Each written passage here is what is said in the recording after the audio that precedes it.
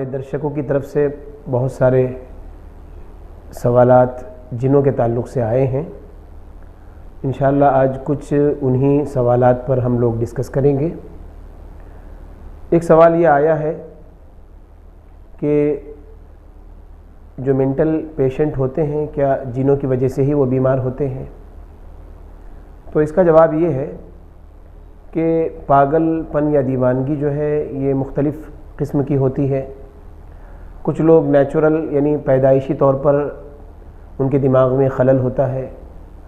اور کچھ لوگ ایسے ہوتے ہیں کہ جن کو کوئی صدمہ پہنچتا ہے یا ان کو کوئی تجارتی نقصان ہوتا ہے تو وہ اپنے دماغ کا توازن کھو بیٹھتے ہیں۔ تو لیکن جنوں کے اثرات سے یا جن جب سوار ہوتا ہے انسانی بدن پر تو انسان پاگلوں جیسی حرکتیں کرنے لگتا ہے، کیونکہ قرآن مجید میں جو آیت آپ کے سامنے اس سے پہلے پڑھی گئی تھی پہلے ایپیسوڈ میں کہ الذین یأکلون الربا لا یقومون الا کما یقوم الذی یتخبطہ الشیطان من المس، کہ جو لوگ سود کھاتے ہیں وہ قیامت کے دن ایسے اٹھیں گے جیسے ایک ایسا انسان اٹھتا ہے جس کو شیطان نے چھو کر باولا کر دیا ہو۔ امام قرطبی اپنی تفسیر الجامع لاحکام القرآن میں کہتے ہیں کہ یہاں اس آیت کریمہ میں یتخبطہ الشیطان من المس سے مراد جنون اور پاگل پن ہے، اور عربی زبان میں جو ورڈ بولا جاتا ہے وہ ہے مس الرجل ممسوس، اس کے معنی آتے ہیں کہ آدمی پاگل ہو گیا، اور یہاں پر المس کا ذکر کیا گیا ہے اس آیت کریمہ میں۔ تو اس سے مراد جو ہے یہ ہے کہ انسان ایک عام انسان پر ایک نارمل انسان پر جب جن سوار ہوتا ہے تو نارمل انسان جو ہوتا ہے وہ باولوں جیسی حرکتیں کرنے لگتا ہے اور پاگلوں جیسی حرکتیں وہ کرنے لگتا ہے۔ اس کے لیے ایک میں آپ کو دلیل دیتا ہوں۔ ایک صحیح سند کے ساتھ ایک روایت آئی ہے، یعلا بن مرہ اس کے راوی ہیں، وہ کہتے ہیں کہ نبی کریم صلی اللہ علیہ وسلم کے پاس ایک عورت آئی اور اس عورت کے ساتھ ایک بچہ تھا جس کو جنون ہو گیا تھا، بھی جنون ان کے الفاظ ہیں کہ اس کو پاگل پن سوار ہو گیا تھا اس پر، اور یہ پاگل پن سوار ہوا تھا جن کے سوار ہونے کی وجہ سے۔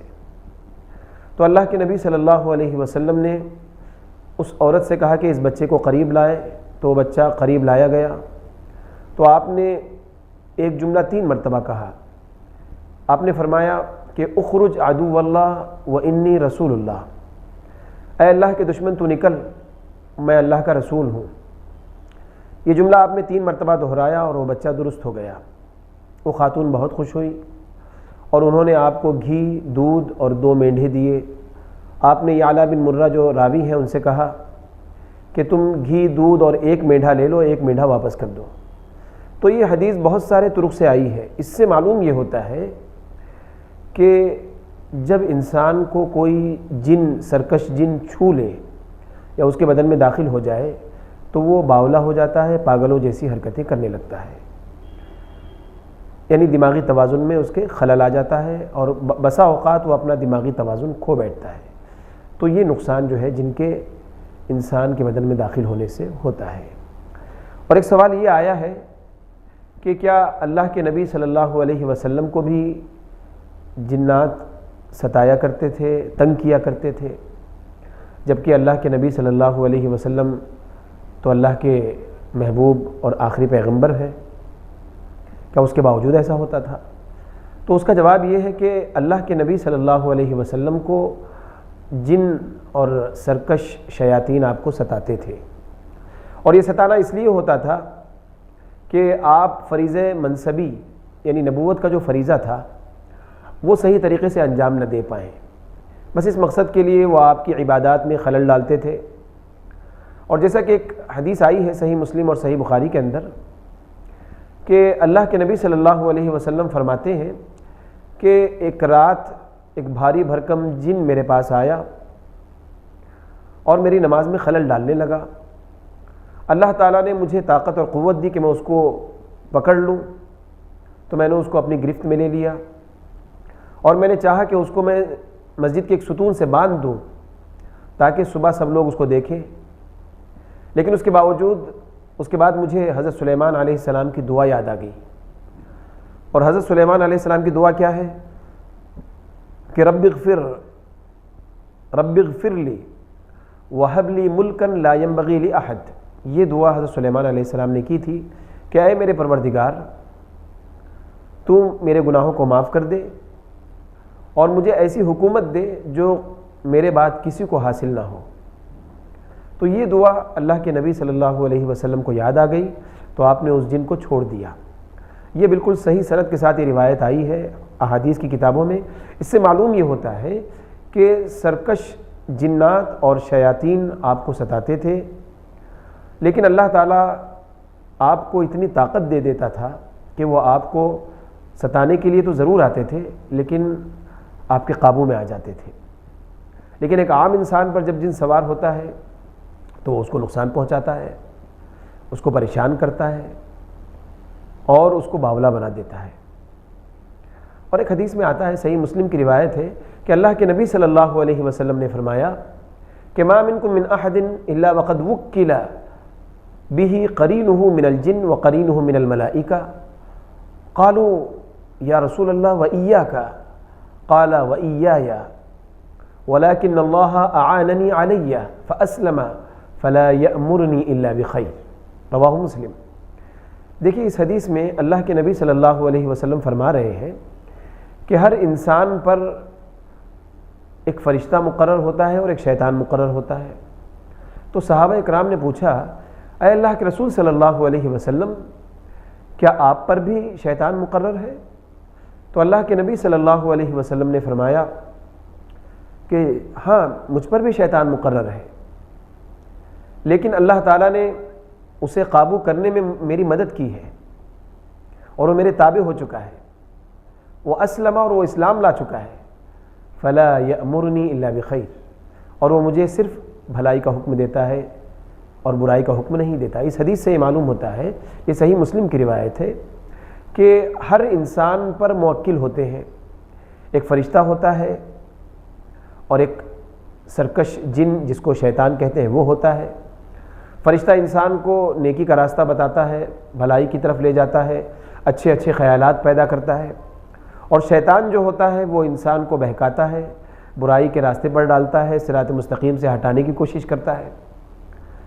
تو بہرحال دونوں اپنی ذمہ داری ادا کرتے ہیں، لیکن اس حدیث کو میں یہاں پر اس لیے بیان کر رہا ہوں کہ اللہ کے نبی صلی اللہ علیہ وسلم کو اللہ تعالیٰ نے اتنی طاقت دی تھی، اتنی قوت دی تھی، اور اللہ تعالیٰ نے آپ کی اتنی مدد کی تھی کہ آپ پر جو جن مقرر تھا، جو سرکش جن مقرر تھا، وہ آپ کے تابع ہو گیا تھا۔ لیکن بعض احادیث سے یہ معلوم ہوتا ہے کہ اللہ کے نبی صلی اللہ علیہ وسلم کو کچھ سرکش جنات اور شیاطین آپ کو نقصان بھی پہنچانا چاہتے تھے، آپ کو نقصان پہنچانا چاہتے تھے۔ جیسا کہ ایک روایت میں آتا ہے، صحیح مسلم کی روایت ہے، ابو درداء انصاری اس کے راوی ہیں، وہ کہتے ہیں کہ ایک مرتبہ نبی کریم صلی اللہ علیہ وسلم نماز پڑھانے کے لیے کھڑے ہوئے تو ہم نے دیکھا، بلکہ ہم نے سنا کہ آپ کہہ رہے ہیں اعوذ باللہ منک ثلاثا، کہ میں تیری اے پروردگار میں تیری پناہ میں آنا چاہتا ہوں۔ 3 مرتبہ یہ جملہ آپ نے کہا، اور اس کے بعد کہا اللہم العنک بلعنت اللہ ثلاث، یعنی اے اللہ میں تیری لعنت بھیجتا ہوں اس شیطان پر جو مجھے ستا رہا ہے۔ 3 مرتبہ کہا۔ پھر آپ نے اپنا ہاتھ بڑھایا، ایسا لگ رہا تھا جیسے آپ کچھ اٹھانا چاہتے ہیں۔ جب آپ نے نماز مکمل کر لی تو ہم نے اللہ کے نبی صلی اللہ علیہ وسلم سے پوچھا، اے اللہ کے رسول صلی اللہ علیہ وسلم، آج آپ نے نماز میں کچھ ایسے کلمات اپنی زبان سے نکالے ہیں جو آپ عام طور پر نہیں نکالتے ہیں، آخر ایسا کیا ہوا؟ اور آپ نے اپنا ہاتھ بھی بڑھایا، ایسا لگ رہا تھا کہ آپ کچھ اٹھانا چاہ رہے ہیں، کچھ پکڑنا چاہ رہے ہیں۔ تو اس وقت اللہ کے نبی صلی اللہ علیہ وسلم نے فرمایا کہ ان عدو اللہ ابلیس قد جاء بشہاب من نار فیجعلہ علی وجہی، کہ اللہ کا دشمن شیطان ایک شعلہ لے کر میرے پاس آیا، لیجعلہ علی وجہی، اس لیے آیا تاکہ میرے چہرے پر وہ شعلہ مارے۔ فقلت اعوذ باللہ منک ثلاثا، تو میں نے اعوذ باللہ منک ثلاثا کے الفاظ کہے، یعنی 3 مرتبہ کہا۔ تو چنانچہ اللہ تعالیٰ نے اتنی طاقت مجھے دے دی کہ اس کا شر، اس کی سازش ختم ہو گئی اور اللہ نے اس کو میرے قابو میں دے دیا۔ لیکن ولولا دعوت اخینا سلیمان علیہ السلام، اللہ کے نبی صلی اللہ علیہ وسلم فرما رہے ہیں کہ اگر سلیمان علیہ السلام کی دعا مجھے یاد نہ آتی تو میں اس کو باندھے رکھتا مسجد کے ستون سے، یلعب بہ ولدان المدینہ، اور صبح جو ہے مدینے کے بچے اس کے ساتھ کھلواڑ کرتے۔ رواہ مسلم، یہ مسلم کی روایت ہے۔ تو اس سے معلوم یہ ہوتا ہے کہ سرکش جنات آپ کو جسمانی طور پر آپ کو نقصان بھی پہنچانا چاہتے تھے، گرچہ آپ بہت نیک تھے اور اللہ کی مدد آپ کے ساتھ تھی ہمیشہ، لیکن اس کے باوجود شیطانوں نے آپ کو نقصان پہنچانے میں کوئی کسر باقی نہ چھوڑی۔ تو ایک سوال تو یہ تھا، اور ایک سوال یہ ہے کہ اللہ نے جن کو آگ سے پیدا کیا ہے اور آگ ہی کا عذاب اس کو دیا گیا، یعنی آگ میں ڈالا گیا، تو اب عذاب کا اس کو کیسے اس کو تکلیف ہوگی عذاب سے؟ ایک سوال یہ ہے کہ آگ کو آگ سے کیسے تکلیف ہوگی؟ تو یہ ایک بہت اچھا سوال ہے، اور واقعتاً اس کا جواب دیکھیے، آپ یوں سمجھیے کہ اللہ تعالیٰ نے انسان کو مٹی سے بنایا، لیکن آج انسان گوشت پوشت کا ہے، تو یہ بھی ممکن ہے کہ اللہ نے جنات کو آگ سے بنایا ہو لیکن آج وہ آگ کے نہ ہوں جیسے انسان ہے۔ ایک تو یہ ہو سکتا ہے، اور دوسرا یہ ہے کہ جس طرح انسان مٹی کی خمیر سے بنا ہے، اسی اور مٹی جو ہے اس کو تکلیف پہنچاتی ہے۔ اگر ایک گڈھا کھود کر کسی زندہ انسان کو مٹی میں دبا دیا جائے تو وہ مر جائے گا، یعنی مٹی اس کو تکلیف پہنچاتی ہے، اس کی جان لے سکتی ہے۔ اور اگر مٹی کے ڈھیلے سے ایک زندہ انسان کو زور سے مارا جائے تو اس کے بدن پہ زخم آئے گا، چوٹ لگے گی، اس کو تکلیف ہوگی، اور بسا اوقات ہے کہ وہ مر بھی جائے۔ تو جب مٹی کو نقصان پہنچا سکتی ہے تو آگ بھی آگ کو نقصان پہنچا سکتی ہے، یہ ممکن ہے۔ اور ایک بات یہ بھی ہے کہ آگ اللہ کی مخلوق ہے، اللہ تعالیٰ نے آگ کو پیدا کیا ہے اور اللہ تعالیٰ کے حکم سے ہی آگ جلاتی ہے۔ تو اللہ تعالیٰ جو ہے ایک آگ کی مخلوق کو، یعنی شیطان کو اگر آگ میں ڈال رہا ہے تو اس کا مطلب یہ ہے کہ اس کو عذاب دینے کے لیے ڈال رہا ہے، اور اللہ تعالیٰ اس آگ کی مخلوق کو عذاب دینے کے لیے آگ سے کہے گا کہ اس کو جلاؤ تو آگ جلائے گی، اور اس میں ممکن یہ ہے کہ اس آگ کی مقدار بڑھ جائے۔ جہنم کی آگ تو ویسے بھی اس کی تمازت، اس کی تپش بہت زیادہ ہے، جس کا تصور ہم دنیا کی آگ سے نہیں کر سکتے، اور آگ اللہ کے حکم کے تابع ہے۔ دیکھیے حضرت ابراہیم علیہ السلام کو جب آگ میں ڈالا گیا تو آگ نے ابراہیم علیہ السلام کو نہیں جلایا۔ کیوں نہیں جلایا؟ کیونکہ اللہ تعالیٰ کے حکم کے تابع تھی۔ اللہ تعالیٰ نے اس سے کہا تھا، یا نار کونی بردا وسلاما علی ابراہیم، اے آگ تو ابراہیم پر امن و سلامتی والی بن جا، ٹھنڈی بن جا۔ تو محترم ناظرین، اس سے یہ معلوم ہوتا ہے کہ اللہ تعالیٰ اگر جنات کو یا شیاطین کو آگ میں ڈال کر انہیں عذاب دینا چاہتا ہے تو وہ دے سکتا ہے، وہ ہر چیز پر قادر ہے، وہ فعال لما یرید ہے، وہ جو چاہتا ہے کرتا ہے۔ تو یہ ایک سوال تھا، یعنی تیسرا سوال تھا۔ اس کے بعد میں آخر میں آپ کو یہ بتانا چاہوں گا، اپنے درشکوں کو، اپنے ناظرین کو یہ پیغام دینا چاہوں گا کہ ہم شیطان کے شر سے اپنے آپ کو کیسے بچائیں۔ یہ بہت پریکٹیکل باتیں ہیں، ہم کو اس پر غور کرنا چاہیے، بلکہ میں یہ کہوں گا کہ ہم اپنی زندگی میں روزمرہ کی زندگی میں ہم اس کو اپنی زندگی میں نافذ کریں، امپلیمنٹ کریں، انشاءاللہ شیطان کے شر سے ہم اپنے آپ کو بچا سکتے ہیں۔ تو اس میں سب سے پہلی چیز تو یہ ہے کہ قرآن اللہ کا کلام ہے، اور قرآن کے اندر بے پناہ تاثیر ہے۔ اسی لیے اللہ کے نبی صلی اللہ علیہ وسلم اپنے صحابہ سے کہا کرتے تھے کہ معوذتین کی تلاوت کرو۔ قرآن مجید کی آخری دو صورتیں، سورہ فلق اور سورہ ناس، جو آدمی معوذتین کی تلاوت کرے گا صبح کے وقت شام تک محفوظ رہے گا شیطان کے شر سے، اور جو شام کے وقت معوذتین کی تلاوت کرے گا وہ صبح تک محفوظ رہے گا۔ بہت اثر ہوتا ہے اس میں۔ اور ایک حدیث میں آتا ہے، صحیح روایت ہے، اللہ کے نبی صلی اللہ علیہ وسلم نے فرمایا کہ من قرأ بالآیتین من آخر سورة البقرہ فی لیلۃ کفتاہ، کہ جو آدمی سورہ بقرہ کی آخری 2 آیتیں کسی رات پڑھے گا تو کفتہ یہ دونوں آیتیں اس کے لیے کافی ہو جائیں گی اس کی حفاظت کے لیے، شیطان کے شر سے، شیطان کی برائی سے، شیطان کے نقصان پہنچانے سے وہ محفوظ ہو جائے گا۔ تو یہ کتنا بڑا فائدہ ہے، دیکھیے آمن الرسول سے آپ کو پڑھنا ہے تو انشاءاللہ اس کا بے پناہ فائدہ آپ کو ہوگا، برے خواب سے بچے گا۔ اور اس کے علاوہ جو ہے جب ہم گھر سے باہر نکلتے ہیں، حدیث میں آتا ہے کہ اللہ کے نبی صلی اللہ علیہ وسلم نے فرمایا کہ جب انسان اپنے گھر سے باہر نکلتا ہے اور یہ دعا پڑھتا ہے بسم اللہ توکلت علی اللہ لا حول ولا قوت الا باللہ العلی العظیم، جب یہ دعا پڑھتا ہے تو یقال لہ کفیت وہدیت ووقیت، تو اس سے کہا جاتا ہے کہ یہ دعا تیرے لیے کافی ہے اور تیری رہنمائی کر دی گئی، وکفیت، اور یہ دعا تیرے لیے بالکل کمپلیٹ ہے، مکمل ہے، ووقیت، اور تو باہر نکل رہا ہے، باہر کے شر سے تو بچا لیا گیا، وتنحى عنہ الشیطان، حدیث کے الفاظ ہیں کہ جب یہ دعا پڑھ کے بندہ نکلتا ہے اپنے گھر سے تو شیطان اس سے دور کر دیا جاتا ہے، شیطان اس سے ہٹا دیا جاتا ہے۔ تو کتنا بڑا فائدہ ہے، یہ دعا اللہ کے نبی صلی اللہ علیہ وسلم نے سکھائی ہے۔ اور اسی طرح اگر ہم اپنے گھروں کی حفاظت کرنا چاہتے ہیں، اگر ہم چاہتے ہیں کہ ہمارے گھر میں کوئی برا اثر نہ ہو، شیطان کا کوئی اثر نہ ہو، شیطان ہمارے گھر پہ حاوی نہ ہو، تو ہمیں سورہ بقرہ کی تلاوت کرنی چاہیے۔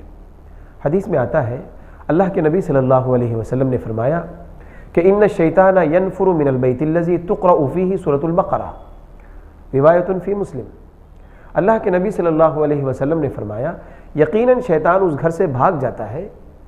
کہ جس گھر میں سورہ بقرہ پڑھی جاتی ہے، بآواز بلند ہمیں سورہ بقرہ کی تلاوت کرنی چاہیے، تو شیطان وہاں سے بھاگ جاتا ہے۔ تو گویا یہاں پر بھی سیفٹی ہو گئی، اللہ تعالیٰ ہمیں ہر طرح سے پروٹیکٹ کرنا چاہتا ہے، ہمیں اس طرح کی تعلیم اللہ تعالیٰ نے دی ہے، اللہ کے رسول نے دی ہے کہ اگر ہم ان کو فالو کریں گے تو ہمیں بہت فائدہ ہوگا اور بہت سارے نقصانات سے، بہت سارے شر سے انسان اپنے آپ کو بچا سکے گا۔ دیکھیے ایک حدیث ہے صحیح بخاری کے اندر، اللہ کے نبی صلی اللہ علیہ وسلم نے فرمایا جب رات کا اندھیرا پھیلنے لگے، یعنی مغرب کا وقت جب ہونے لگے، تو اپنے بچوں کو گھر سے باہر مت نکالو۔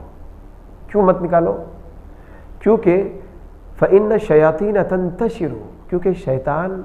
پھیل جاتے ہیں۔ اور دروازے کو اللہ کا نام لے کر بند کرو، اپنے گھروں کے دروازے کو اللہ کا نام لے کر بند کرو، کیونکہ وہ دروازہ جس پر اللہ کا نام لیا گیا ہو وہ دروازہ شیطان کبھی نہیں کھول سکتا۔ فَإِذَا ذَهَبَ سَاعَةٌ مِّنَ اللَّيْلِ،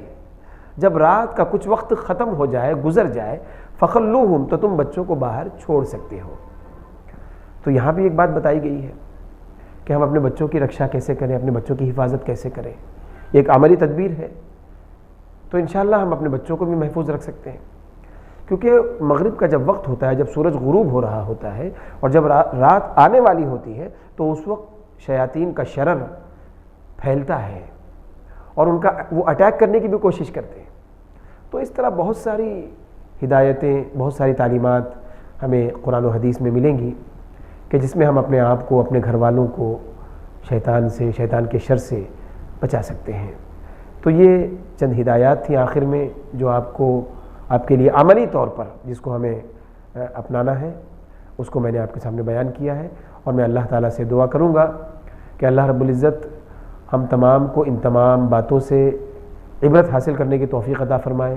اور صحیح معنوں میں ہم کو ان پر چلنے کی توفیق عطا فرمائے۔ جو باتیں ہم نے جنوں کے حوالے سے سماعت کی ہیں ان باتوں کی سچائی کو ہمیں صحیح معنوں میں سمجھنے کی توفیق عطا فرمائے۔ آمین۔ وآخر دعوانا ان الحمد للہ رب العالمین۔